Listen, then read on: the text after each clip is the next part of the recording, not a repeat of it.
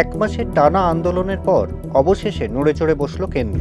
Cockroach জনতা পার্টির মুখপাত্র সৌরভ দাস ও আশুতোষ রঙ্কার সঙ্গে দেখা করলেন কেন্দ্রীয় মন্ত্রী জেপি नड्डा। हमने 3 डिमांड्स रखी हैं। पहला, सोनम वांगचुक जी को तत्काल प्रभाव से रिहा किया जाए और एक वीडियो के माध्यम से लोगों में वो अपना बात पहुंचा पाए, इस चीज़ को अलाउ किया जाए। दूसरी चीज़, धर्मेंद्र प्रधान जी जो कि एक नाकाबिल शिक्षा मंत्री हैं, उन्हें तुरंत प्रभाव से बर्खास्त किया जाए या फिर उनका इस्तीफ़ा स्वीकार किया जाए। और तीसरी डिमांड, जो भी नीट के पेपर लीक होने के बाद जिन स्टूडेंट्स ने आत्महत्या कर ली थी, उनके परिवार को 1 करोड़ रुपये का कॉम्पनसेशन दिया जाए। नीट केलेঙ্কারির পরে শিক্ষামন্ত্রী ধর্মেন্দ্র প্রধানের ইস্তফার দাবিতে গত 20 জুন ককরোচ জনতা পার্টি বা সিজেপি যন্তর মন্তরে বিক্ষোভ অবস্থান শুরু করে। প্রথম থেকেই সেই আন্দোলনের সঙ্গে ছিলেন সোনম ওয়াংচুক। 28 জুন অনশন শুরু করেন সোনম। সোমবার সংসদ অভিযানের ডাক দিয়েছিল সিজেপি। পুলিশের অনুমতি না মেলা সত্ত্বেও সংসদ অভিযানে অনড় ছিলেন আন্দোলনকারীরা।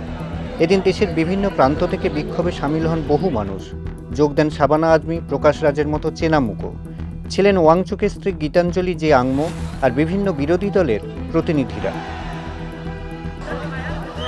বিক্ষোভ সামলাতে নিরাপত্তার চাদরে মুড়ে ফেলা হয় যন্তর মন্তর ও সংসদ এলাকা। ব্যারিকেড করে মিছিল আটকানোর চেষ্টা করে পুলিশ। বন্ধ করে দেওয়া হয় বেশ কয়েকটি মেট্রো স্টেশনের গেট। চলে লাঠি ও কাঁদানে গ্যাস।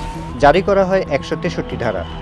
দিল্লি পুলিশের সঙ্গে ছিল আধা সেনা, জল কামানো, কিন্তু আন্দোলনকারীদের রোখা যায়নি।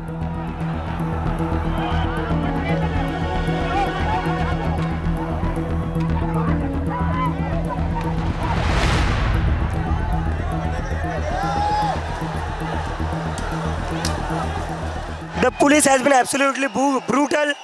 They have broken the scalp of many students who were protesting here. Even a 15-year-old girl was brutally beaten up by male police officer, and the male police officer even tried to grab the hair of Sonam Wangchuk's wife, Mrs. Gitanjali Wangchuk. They even tried to lathi charge on her and tried to drag her out of the tempo.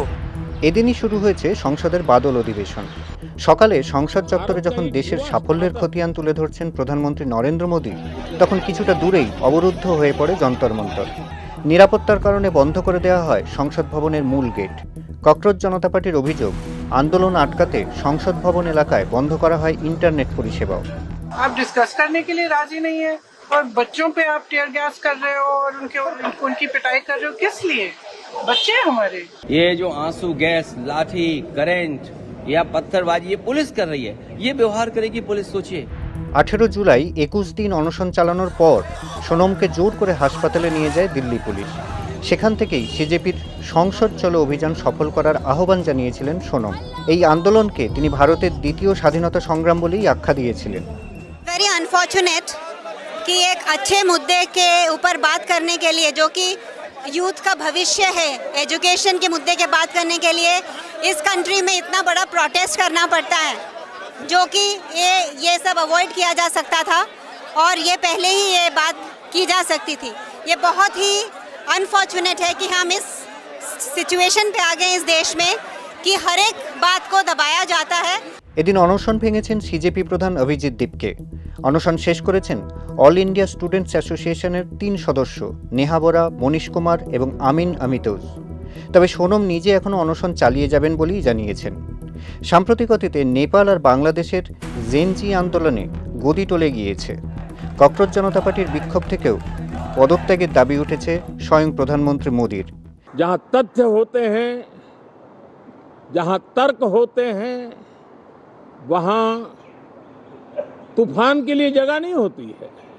দিল্লিতে বৃষ্টিকে উপেক্ষা করে এই বিক্ষোভ কি অন্য রাজনীতির ইঙ্গিত দিচ্ছে এই দেশে? কোন পথে মোড় নেবে আরশোলাদের আন্দোলন?